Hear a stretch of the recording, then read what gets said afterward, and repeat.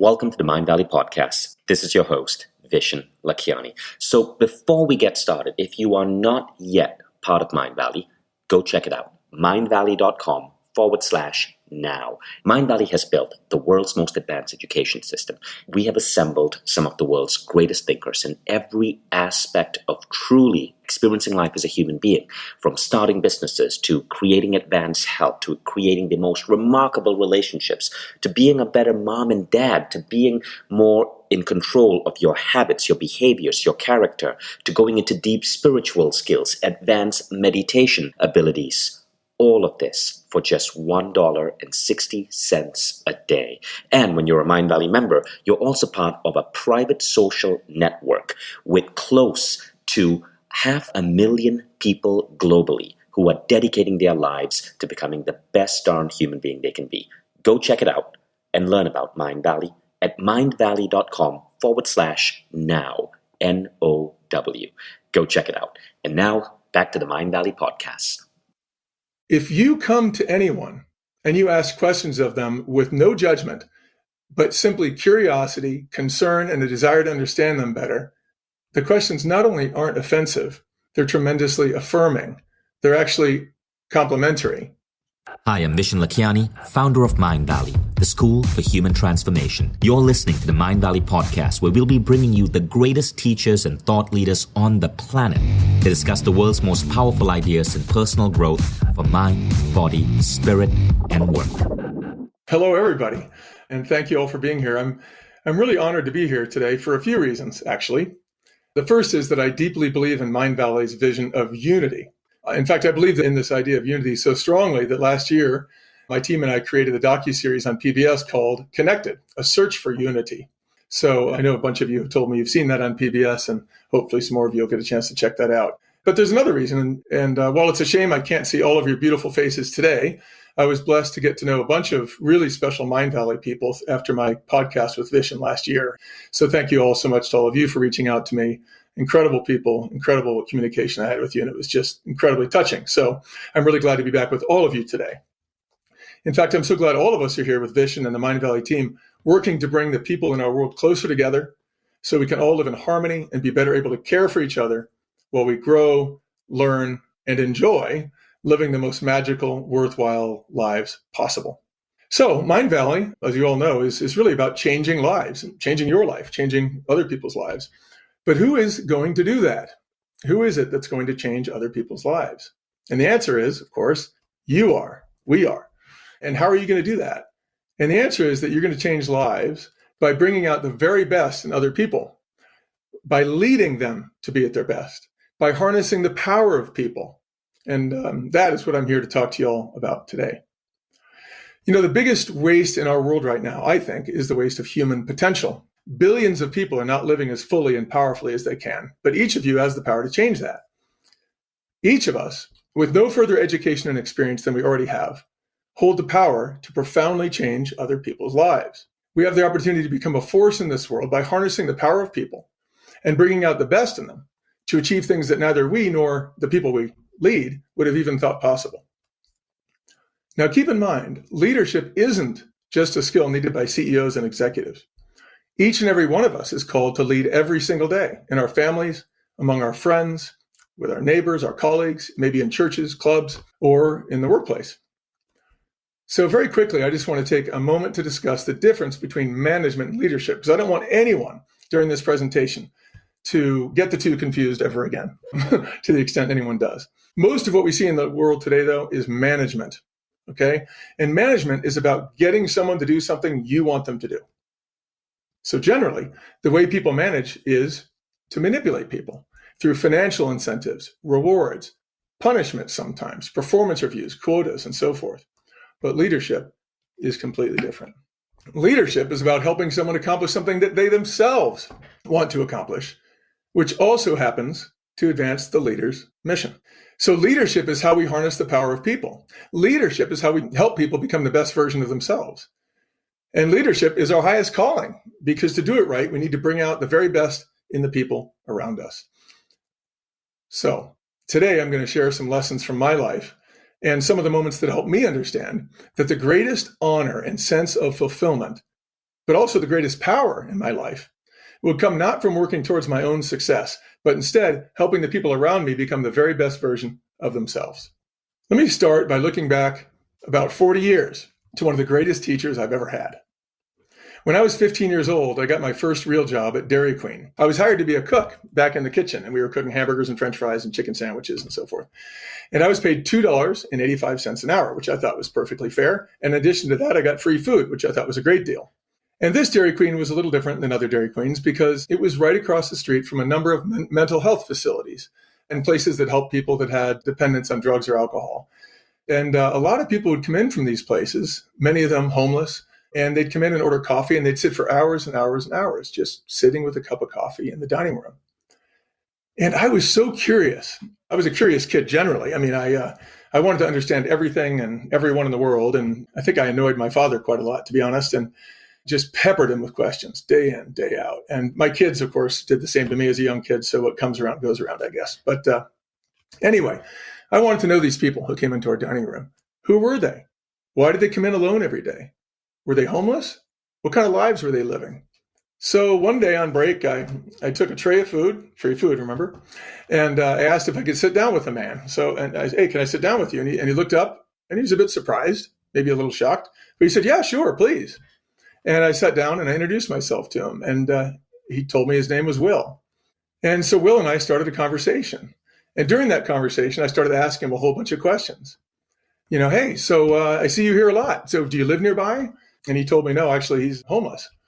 And I said, well, how did you come to be homeless? And I asked him every question you could ever be curious about. Questions most people probably would have never asked him. Why do you always get coffee? Aren't you hungry? Told me he didn't have much money. And I said, well, okay, but you got cigarettes. Why are you buying cigarettes instead of food? How long have you been homeless? Do you have any family in the area? Do you have anyone who helps take care of you? Anyone you can call? All the questions you might ask. Now, it might sound to you guys that these questions were a bit probing, maybe a bit rude. But you know what? No, the exact opposite was true. Why?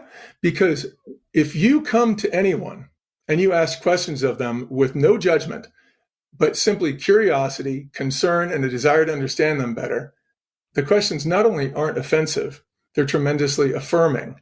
They're actually complimentary. And that's one lesson I learned from my time at Dairy Queen, that no question is offensive if it's asked without judgment and with a genuine desire to understand somebody. In fact, when I asked these questions to Will, I watched and Will began to blossom right in front of my eyes. He sat up higher in his chair. He became more alert and upbeat. He looked me in the eye. He was more confident. He was happier. He was excited. Will was literally changing before my eyes. I enjoyed my time with Will immensely, and I hated to end the break and go back to work. And I didn't realize till much later, years later, all of the lessons I'd learned from getting to know this wonderful man. He had taught me so many things, but for today, I'd like to share the one that's perhaps most profound. And that is this: the simple act of sitting down with someone because we really want to get to know them and understand them better is incredibly powerful. It can change someone's life. You see, when we ask someone a question, we promote them to become our teacher. We're showing them that we value them and that we can learn from them, and we know we can learn from them. All of us in this world share the exact same desire to be seen, valued, understood, and loved. And I'll probably repeat that many times today. But when somebody sees, values, loves, and understands us, we begin to blossom, just like a flower blossoms in the radiance of the sunlight. And everyone in the world, it turns out, wants exactly this. But let me say it in a simpler way. Loving someone is powerful. And that's really what I'm saying. And when people are loved, it changes them. So while I didn't realize the lesson at this time, I now know that the reason Will changed before my eyes is that I was loving him. And it didn't matter that I was a 15-year-old kid with no special education of any kind, just a high school kid, maybe even junior high at that point. Yeah, probably just going to high school. But it didn't matter. I was a 15-year-old kid, no education, no training, no money, no fame, nothing special about me. But when I started to ask him questions, when I was curious to better understand him, when I showed him that I was concerned about him, that I wanted to learn from him, that I believed in him, that I cared for him, that I found him to be important and significant enough for me to want to learn from. All of these things really are the same thing as loving him. And so he began to blossom. Well, since I'm using the word love a lot here, and I don't want to freak people out, because people get freaked out about the word love sometimes. So let me read a section from my book real quick, where I describe what love means to me. A lot of you I know have read my book. You've reached out to me. Thank you. It's Love is Free, Guac is Extra. And for those of you who have it, I'm just going to read from page 34, a couple paragraphs. Love is what remains when one releases judgment. The absence of judgment allows true understanding, which gives rise to forgiveness, acceptance, compassion, and thus love. To love someone is to feel their truth, feel their essence, the reality of their being beyond personality or ego. When you know a person's truth and are completely present, such that you can feel their essential nature, a feeling of love naturally emerges. The words "I love you" imply a closeness, a depth, an understanding, and a camaraderie of souls. By saying you love someone, you're saying, I see you, I know you, understand you, appreciate you, accept you, and I feel a kinship, a closeness to you arising from that association. There is an awareness that the two of you share a sacred connection, a familiarity and oneness with a universally available consciousness. While love is magical and wonderful, it is not rare. Love is free. It is what is left over when one removes everything else. In my view, it is synonymous with truth and God. Now, when I say God, I'm not referring to the God of any specific religion. Instead, when I use the word God, I'm referring to a powerful force that is greater than us, that is beautiful, forgiving, and all-knowing, the purest embodiment of love and goodness. So that's what I mean when I say love. And here's where I want to interject something else about love. We have all become accustomed and even comfortable to talking about loving our families, our children, our friends, our pets. We give greeting cards that almost always have words about love in them. All of the most popular songs in the world, whether you like country or rock and roll, are almost all love songs. But for some reason, when it comes to the world of business, we don't hear about love anymore. We don't talk about it anymore. People seem to believe that love simply doesn't belong in the business world. Instead, in business, we talk about carrots and sticks, rewards and punishments, quotas, write-ups, performance reviews, techniques to increase employee engagement, employee management systems. And then we wonder why our businesses aren't healthy, why our people seem unhappy at work, why they're unproductive, disengaged, why they don't care about their work oftentimes. Well, let me ask you this. Would your family be happy if you used a management system to try to increase their engagement? Would you have good relationships with your friends if you told them that you were going to use a tool to measure their friendship on a daily basis? If you told your spouse that you were going to write her up if she didn't perform to your standards, how would that go over? I'm not going to try that, okay? If you came home to your kids and introduced them to a new childhood management system to increase their productivity and efficiency, do you think your kids would respond pretty well to that? I don't think so. Well, anyway, folks, business is no different. Businesses are no different. Like families, businesses are groups of people, each of whom has a need to be seen, valued, understood, and loved. And people have that need just as much at work as they do at home.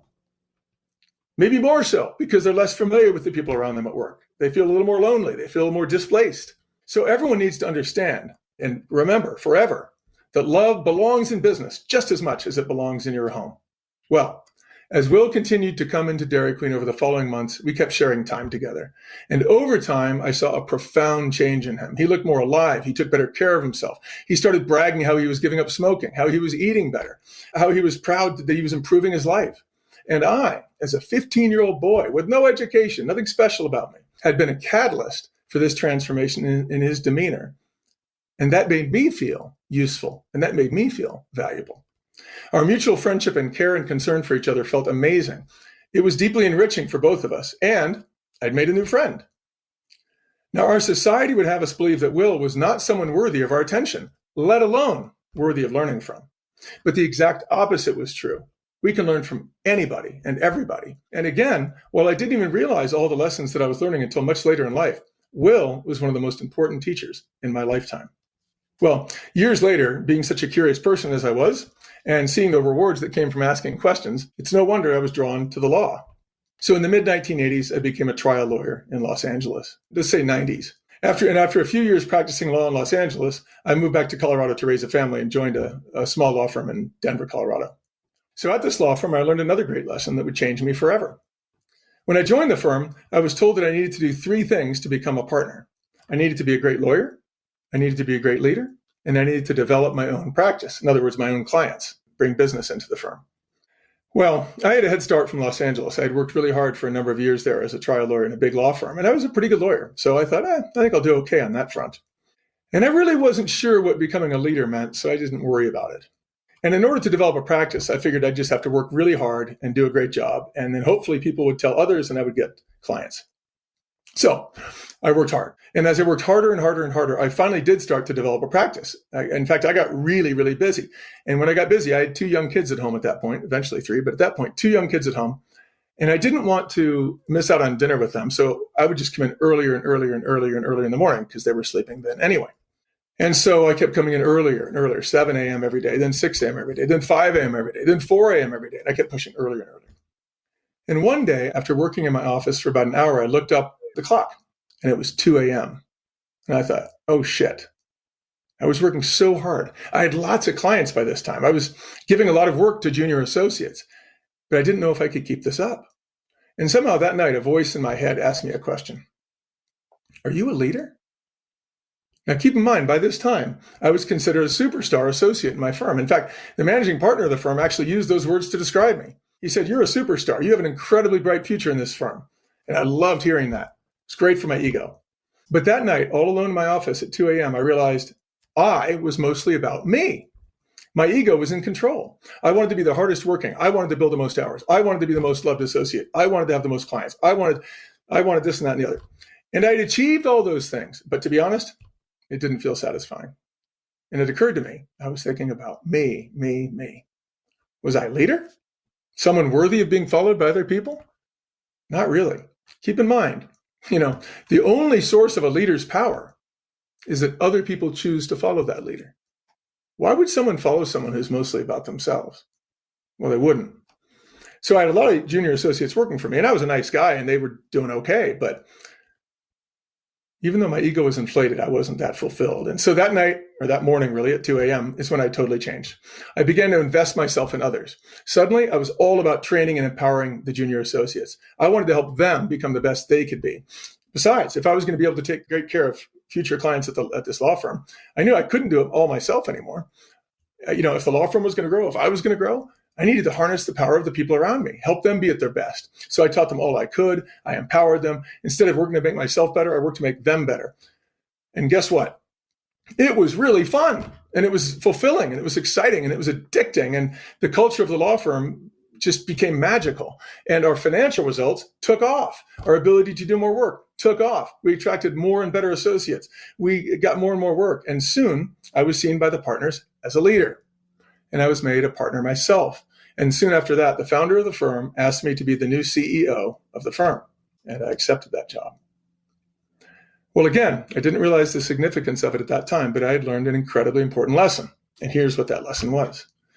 Caring about others and dedicating yourself to their well-being is the most powerful way to achieve success in your life and in business.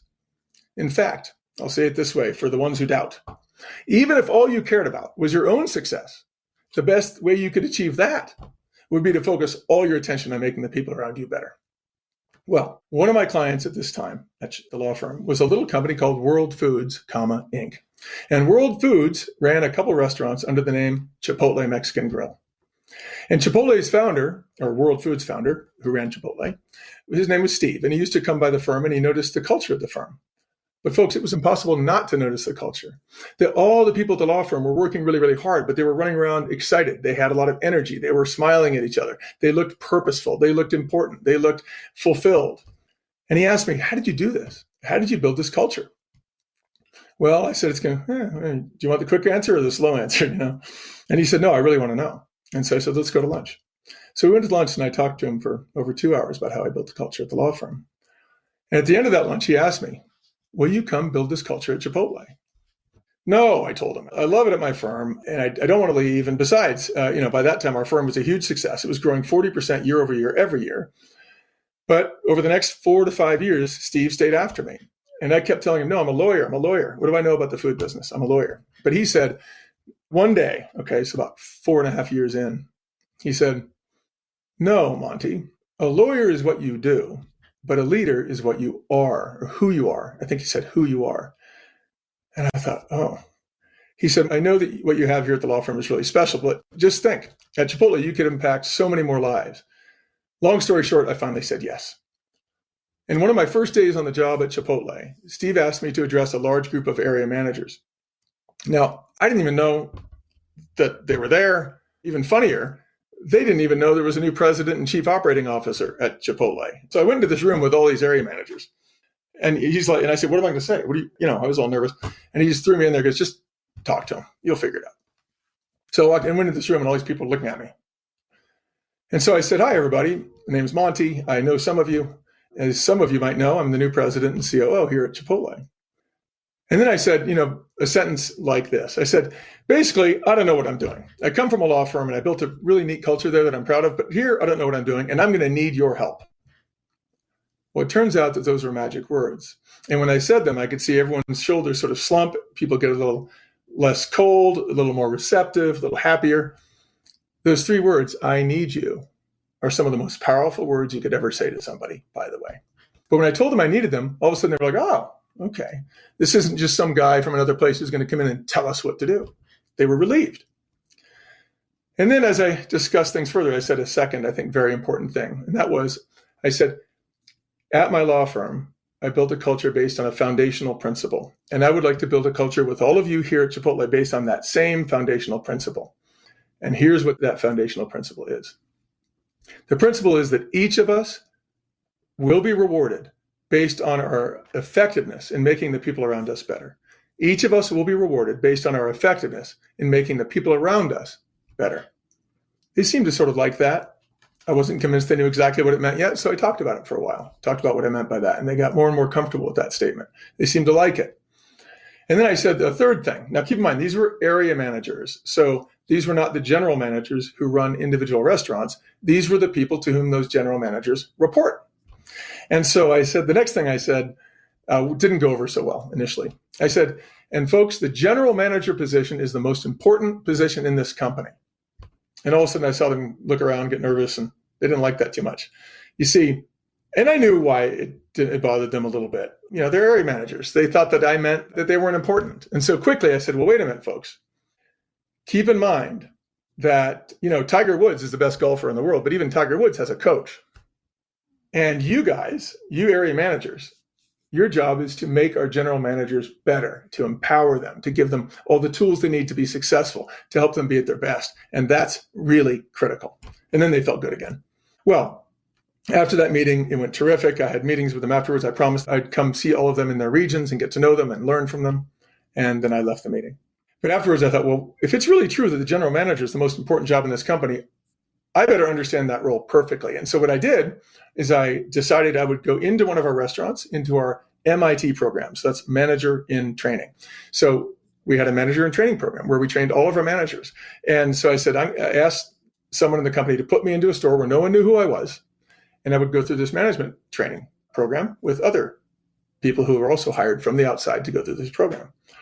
So I went to the store where no one knew who I was. And what did I find? Well, I found these wonderful crew people, but they weren't being led. No one was really trying to bring out the best in them. No one was even talking about leadership. They didn't have a vision. No one had ever told them that they mattered or that they were needed or that they were important. They didn't feel seen, valued, understood, and loved. They were being told what to do by managers. And those managers were being told what to do by area managers. The area managers were being told what to do by operations directors, and so on and so forth. All the power was at the top of the organization, far from where that power could do any good for a customer. Why? Why was it this way? Well, it was this way because the people at the top did not know yet what I had learned at my law firm, which is that, again, caring about others and dedicating yourself to their well-being is the most powerful way to achieve success in your life and in business. Here, the people at the top kept trying the same old, forgive my French, tired bullshit that most managers try. They kept telling people in the restaurants what to do, and they tried all sorts of manipulative tricks to get them to do better. Bonuses, quotas, contests, carrots, sticks, useless, tired, old attempts to try to manipulate the people to doing a good job. But since the people didn't feel seen, valued, understood, and loved, since they didn't feel cared for, since they didn't feel needed, since they didn't feel important, they weren't at their best. They weren't empowered. There was no spring in their step. They didn't care much about the restaurant, and customer service suffered as a result. The line moved slowly. Customers became frustrated. And, it occurs to me that the people at the top didn't know what I learned from Will at Dairy Queen all those years before. They didn't know that the simple act of sitting down with someone, caring for them and wanting to get to know and understand them better is incredibly powerful, that it makes people blossom. And they didn't know that love, and I'll define that in short by saying caring for people, wanting what's best for people, committing to them, challenging them to be at their best. They didn't know that that was just as necessary to great restaurant operations as it is to a healthy family at home. And as a result, the upper management was managing, not leading. Well, at this time, our human resources team had decided to hire all of our management trainees, like what I was pretending to be, MITs, from outside the company. The vast majority of these MITs were white men, like me. Interestingly, these MITs would come into the restaurant and be trained by the crew of the restaurant. Well, at that time, the crew in the restaurant were 87% Hispanic. So we literally had a Hispanic crew who were brilliant, who knew how to do everything in the restaurant, who were training these white men mostly to be their boss. And the crew were able to train these MIT candidates for the simple reason that the crew knew what they were doing. And yet these mostly Hispanic crew remained in their hourly positions and seldom moved up into management roles. I remember during my training sitting down for lunch one day with a fellow named Agustino, who was one of the crew who was training me. I loved this guy, and I'd spent a lot of time with him. He trained me. And I asked him, would you like to be a manager someday? And he gave me a look, and I'll never forget it. He gave me a look, the exact same look that you'd give me if I said to you right now, do you want to win the lottery? You'd look at me like, yeah, but what's the catch, you know? You see, Agustino had no reason to believe that he had any real chance of moving up into a management position. There was no discussion about that at all. So I went back to the corporate office with like a firecracker up my butt. And I said, within 2 years, folks, we are going to get rid of this MIT program, and we are going to hire 100% of our restaurant managers from crew positions that are currently in our restaurants. Well, a lot of people told me they thought this was risky, maybe even outrageous. But to me, it was obvious. I mean, if we had incredibly capable crew, why wouldn't we train them to be the managers rather than hiring people with fast food experience and training them? Especially when fast food experience is usually bad experience. So we set about building a new career ladder, which helped people move up in very logical steps from crew positions to management positions. And it was designed to recognize the brilliance of our crew and teach them to be our future managers. And then we created a culture where we cared about our people. We gave them a vision. We empowered them, and we brought out the best in them. And the result of this, our crew became our future managers, and they were excellent. We got rid of the MIT program. We didn't hire people from outside anymore. And the crew became so good. I mean, excellent, phenomenal. Our GMs went from being mostly white men to being a diverse, multiracial group of men and women. And you know what? We did it without ever talking about race. We never talked about diversity.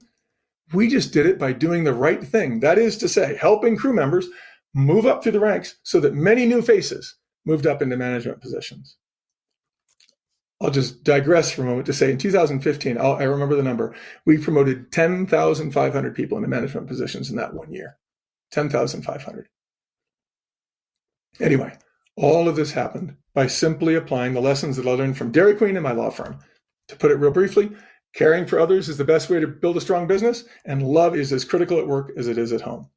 So after my MIT training, I went back to the corporate office, and I had one-on-one meetings with every single person who worked there, just like I did with Will all those years ago. And I learned so much from everybody. And over time, I had those one-on-one conversations with over 25,000 people in the company. This desire to understand people, and by so doing, to create encouraging circumstances, was by this time at the core of how I led people. And these efforts, along with teaching people what empowerment really meant and how to empower their teams, caused an enormous shift in Chipotle's culture, almost immediately. And everybody noticed. I mean, everybody. The shareholders noticed, the board of directors noticed, the analysts noticed, and the crew people noticed, and their friends noticed, because we had more people applying for crew positions than ever before, and there were better candidates. Less people quit their jobs. We served more customers faster with much, much, much better service. Our sales increased dramatically, and as our financial success soared, of course, our board of directors and shareholders noticed that. But I keep dropping this word empowerment. I haven't really told you what it means. You know, it's a word you hear a lot these days, but from what I see out in businesses and from what I hear when I hear people talk about it, I don't think many people know what it means. Just go into any retailer right now, and let me tell you, do the people there look excited when you go into local retailers around your house? Do they look like they love their work? They look like they're having fun? Look like they're doing their best? Well, not very often. Sometimes, not very often. And in fact, most companies run a lot like what I described earlier when I first went into Chipotle.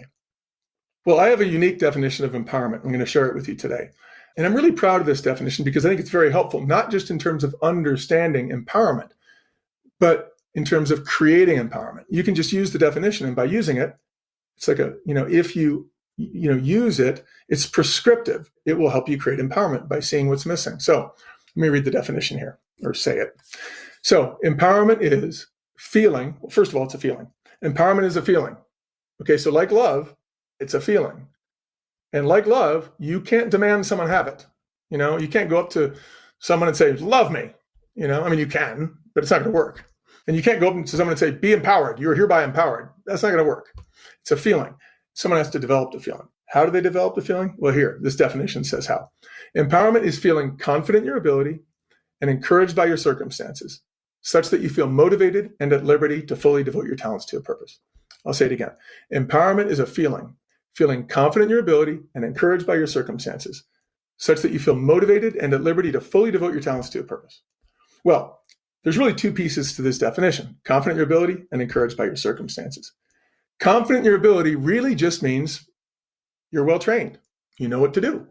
And for the most part, I would say that people tend to do that one pretty well. In fact, most companies do too much of it. For most leaders, they tend to think that, or most managers, I should say, they tend to think that every failure to meet standards is a training issue. But that's not the case. So let me go to the second part of the definition, encouraging circumstances, because this is the one that people don't do well. This is the one that statistically, almost no one does well in the corporate world right now. And we need to change this. Encouraging circumstances is where almost all managers and companies get it wrong, and it prevents them from becoming leaders. And it prevents them from harnessing the power of their people. So unless you have a company run solely by robots, it's devastating to your potential to fail to create encouraging circumstances for your people. And you'll fall short of your goals and your dreams. So then, how do you create encouraging circumstances? Well, I get into this in great detail in my book, but I'll just go through it very briefly here. Basically, you give people a vision, but you have to make sure it's a vision that's not just your vision, but it's a vision that also becomes their vision so that they want it for themselves. It has to be a vision that overlaps. They want it, you want it, okay? And then you have to do what I did with Will when I was 15. You have to show your people that you have to get to know them and value them and care about them, learn to understand them, love them. You have to challenge them. You have to invest in their success. You have to give them your power so that they can carry your company or your organization on their shoulders. When you give away your power, or when you give people your power, they feel more important. They care more. They work harder. They take ownership in the business. So empowerment really is about giving your power to others. And you know what's amazing? The more you give away your power, the more power you end up with. It's just like love. The more love you give in the world, the more you get. There's songs about that. It's well known, right? The more love you give, the more love you get. Well, the more power you give, the more power you get. So empowerment, okay, is the holy grail of leadership. And it's the only way you can harness the power of your people. And as I keep saying, the foundation of empowerment is love. The foundation of empowerment is giving away your power. Love is giving away your power. So the duty of a leader is to empower other people to become the best version of themselves. That's what a leader does. Now, whether you oversee 75,000 people, as I did at Chipotle, or whether you oversee 75 people or 17 or one person, if you don't empower them, if you don't care for them, if you don't love them, you'll never fully harness their potential. But if you do, you will. So my understanding of empowerment led me to create at Chipotle what we called the Restaurateur Program. And the Restaurateur Program was a program where we would take our general managers who had demonstrated the ability to empower a team of all top performers to achieve high standards. So those three things, all empower, people who are top performers empowered to achieve high standards.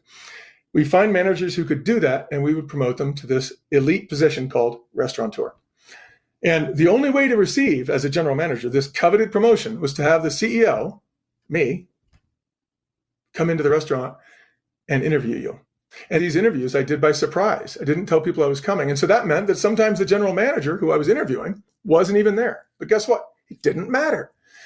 Why didn't it matter? Because I was really looking to see, do they have an empowered team? Is their team excited, lit up, enthusiastic, visionary, have a sense of ownership, feel loved, cared for, seen, valued, understood? Well, 8 years into my time as CEO, 8 years into the program's creation, I remember I was asked to visit one of our restaurants in London, England, to promote its manager, Karina, to the position of restaurateur. Now, I had been told by this field leader that this one was going to be a no-brainer. It's going to be easy. You're going to love this girl. She's incredible. Her store's incredible. It's a slam dunk restaurateur. And when I walked in, sure enough, the place looked fantastic. Gleaming, clean, bright, beautiful food, beautifully organized, beautiful people behind the counter, beautiful. Their uniforms were clean and looked great.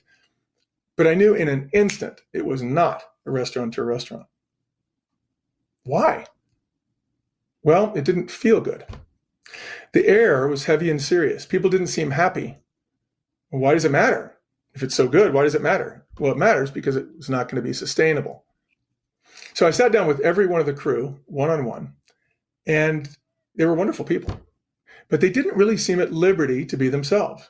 How could I tell? Well, they seemed afraid to be honest with me. They seemed afraid of Karina. It was clear she was a boss or a manager, but not really a leader. And after meeting with the whole team, I could tell they didn't feel like they really told me the truth, but I spent a lot of time with them, and eventually they told me a lot. And from what I learned from them, I then went and sat down with Karina. And when I sat down with Karina, I did the same as I did with Will all those years ago. First of all, though, I told her, your restaurant looks terrific. It's beautiful. And then I said, God, you must be working so hard. And when I said that, you must be working hard, it was like something cracked open, and Karina broke into tears. And she started telling me how she struggled, how she had no more hours to give, how she was working harder and harder and harder, how she was doing so much herself, how she didn't feel like people were behind her and helping her enough. That sound a bit familiar? She was just like I was at my law firm before I realized that thing that I realized. Before I woke up and realized that to be a leader, I had to be about my people, not myself. I couldn't be the one solving every problem, nor was that good for my team if I was. I couldn't be the one doing all the work, nor was that good for my team if I was. And there was the same problem that Karina was going through. So as I explained this to Karina, her tears of despair became tears of relief. She started to feel seen, understood, valued, and loved. She knew she could do it because I told her how I made the same mistake and how I overcame that mistake and how when I did, it was wonderful. Anyway, so when I told Karina she was not a restaurateur, she already knew it. Didn't hurt her feelings. In fact, she was relieved.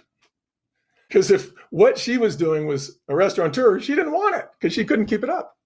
So I sat down and talked to her about how to become a leader, how to build a great culture, how to empower her team. I told her to sit down with her people one-on-one, expose her vulnerability, tell them that she couldn't do it all herself. Tell them she was sorry she hadn't been focused enough on helping them. Tell them that she needed them. I need you. 3 hugely powerful words. And by saying I need you, to let them know that they were critical to her success. They were critical to the success of the restaurant. They were critical to the team. So I told her to share her vision with them and explain how they fit into the vision and just tell them she just couldn't do it without them. Well, then I promised Karina, look, I'm going to come back in a couple of weeks. I'll check in on you and see how it's going. But good luck. And, thank you so much for all your hard work. And I hope this helps you. And I left. Some people won't even believe this, but I went back 2 weeks later. Doesn't 2 weeks seem too soon? Well, I went back 2 weeks later. And when I returned in 2 weeks, the restaurant was magic. It was just as beautiful as it had been, but now it was filled with shiny, happy, empowered people. There was camaraderie. There was laughter. There was fun. But it was still perfect in every way. More perfect. But not because Karina was leaning on them anymore, but not because she was demanding their obedience, but because they were doing something they loved and believed in. They were a team of empowered top performers. They were a restaurateur team, and they would not need to be managed anymore. You see, holding on to power is not powerful. It's weak. Trying to be powerful renders you powerless. It impedes your growth and the growth of those who you work with. Sharing your power, giving it away to others, is the birthplace of true leadership. So what I would like to ask each of you today is to commit to do the following with the people in your lives. 4 things. Number 1, take the time to sit down and get to know, understand, and be curious about the people in your life. See them, value them, understand them, and love them. Commit to them. Tell them you need them. Challenge them to be at their best. It's funny, I'll digress for a moment. At Chipotle, what we figured out is almost any problem in the restaurant could be solved from the dining room, from sitting down with the people and empowering them. Then they'd go back and fix everything. So we didn't have to go fix all the little problems. We had to make sure the team was excellent. Likewise, whatever you're doing in your life, it can be made vastly better by energizing and empowering the people around you to be the very best they can be. That was all number one. The first part was take the time to sit down and see, value, understand, and love your people. Okay. Number two, commit to focus more on others than yourself and give away your power to the people around you. Remember, power is like love. The more you give, the more you get. And then you can give away even more and get even more and give away even more and get even more. So 3, empower the people around you to be at their very best by helping them be confident in their ability and encouraged by their circumstances. Remember, confident in their ability, probably not the problem. Encouraged by their circumstances. Focus on that one. 4, trust and believe that love is just as critical at work as it is at home and begin to act that way. Each of you has the ability to powerfully and positively change other people's lives by bringing the principles of empowerment and love into all aspects of your life, particularly the workplace. And when you take the time to see, value, love, and understand others, you change them. Just by doing that, you change them. And you begin to feel a sense of deep fulfillment in your own heart. It will change your life because the single most rewarding thing that any of us can do in our lifetime is to be a powerfully positive force in the lives of others. Leadership is not a skill limited to CEOs and executives. Remember that. We all have the opportunity to lead others among our family members, our children, our friends, and our neighbors. We can all be leaders because someone is watching us. We can all be leaders because each of us sets an example, and others choose to follow that example. We can set an example of care, concern, respect, and a desire to see others at their very, very best. We can give away our power and watch as others blossom into the fullest version of themselves. This is the meaning of life, because each of us in this life will be rewarded based on our effectiveness in making the people around us better. And the rewards will be rich and fulfilling and lasting. Thank you.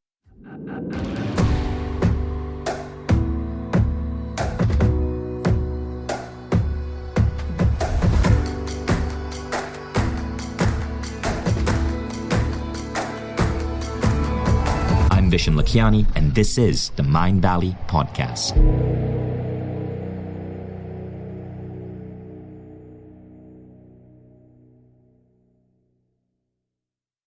By the way, some of you might be wondering about Mind Valley membership. We just upgraded our membership. Now at Mind Valley membership, you don't just get programs that transform your life. You get access to a private social network. You get access to live events, almost 2 to 3 events every single day with incredible teachers coming on live to teach you, to connect with our members. This summer, we have the likes of Gary Zukav, legendary entrepreneur Mark Cuban, and a whole range of the world's top teachers coming live with us just to help transform the minds and souls of our members. So check it out, mindvalley.com/now. It's all for just $1.60 a day. I sincerely believe Mind Valley is the single best investment you can make in yourself, because where else could you get such a massive upgrade in every dimension of your life for something this cost effective?